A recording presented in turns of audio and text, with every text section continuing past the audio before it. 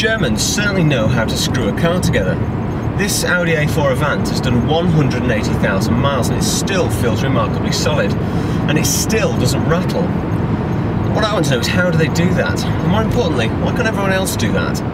Audi are one of my favourite car makers. Their cars are never the prettiest, but they are the best built, and barring the TT, Audis have an understated style and elegance in this bling bling world.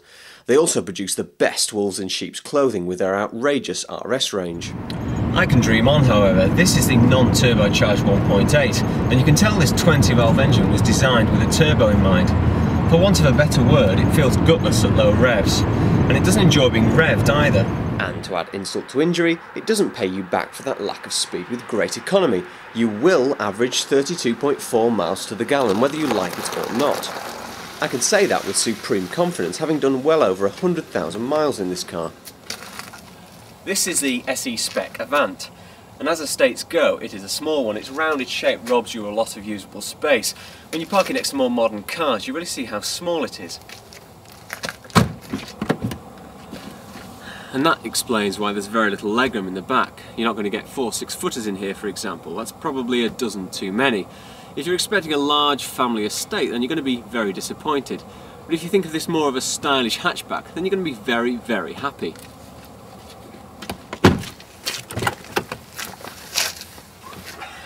I must have slid into this seat 1,000 times, but it still feels good every time I do it.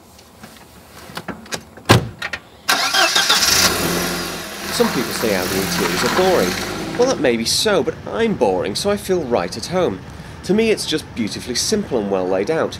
From a stereo that I can actually fathom, with a volume button large enough and weighted just right so you can adjust Terry Wogan perfectly, even when you're travelling down a bumpy road. The fact that the dashboard lights can't be adjusted because, nein, this is a perfect brightness, mein Herr. But my favourite part of the interior are these two little holes up by the mirror. At night they cast an invisible beam of red light that only lights up your hand, so you can see where your fingers are when you're pressing the buttons. Now that is attention to detail. The front seats are still like new after all these miles. The back seats will fold flat to give you a good sized boot when you need it. This facelifted model reassuringly has 4 airbags in the front, and like everything else, you just know that they still work like they did when they rolled out of the factory. The only problem I can find is sometimes in cold weather, the information display can miss a few pixels. Oh, and when you run out of windscreen wash, an alarm goes off and a symbol which looks like your radiator has exploded flashes at you, scaring the pants out of you.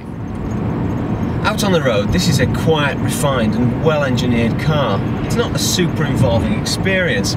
It is front-wheel drive after all, but it has got double wishbone front suspension, and that gives it a real feel of quality, even at this high mileage. It does mean there's more to wear out though. You always feel cosseted from the hoi polloi, and it always feels stable and solid. You're never in any doubt as to whether you're going to get where you're going. The peaky engine does get a bit bogged down when the car's full and you're winding your way up steep hills, but you can always go for a bigger engine.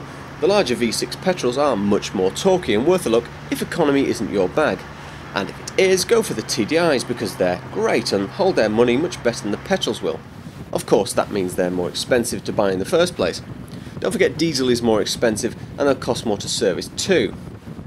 Fastest of all are the S's and the RS4s. What's the difference between the two? Well, they are both turbocharged and 4-wheel drive, but technically the S's are just silly, whereas the RS4s are downright ridiculous. I've mentioned petrol, and other running costs are not going to be low either. Audi servicing may be amongst the best in the world, but it doesn't come cheap. The big 80,000 mile service isn't going to leave you much change from £500 because the front of the car has to come off to change that cam belt. So if it's done plenty of miles, why not get it done at a local specialist like I do and cut your bills in half? I've given this car all manner of abuse over the years and it's only failed me once. The other day in fact, when the starter motor finally stopped. It was my own fault for not changing it when I knew it was on its way out.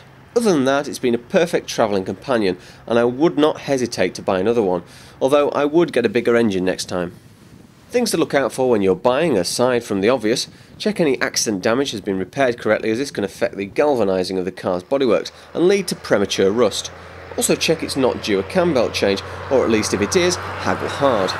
If you see any signs of excessive wear on the interior, walk away as the mileage will be huge, whatever the mile counter says. Unless the owner wears sandpaper trousers, of course. The very best compliment I can pay this car is that I won't be selling this one full stop. I've heard reports of these engines running reliably way past 400,000 miles, so I'll be keeping this one till it dies. It does everything I can reasonably expect from a car. It puts a smile on my face every time I get in, but more importantly, I never feel embarrassed pulling up anywhere in it.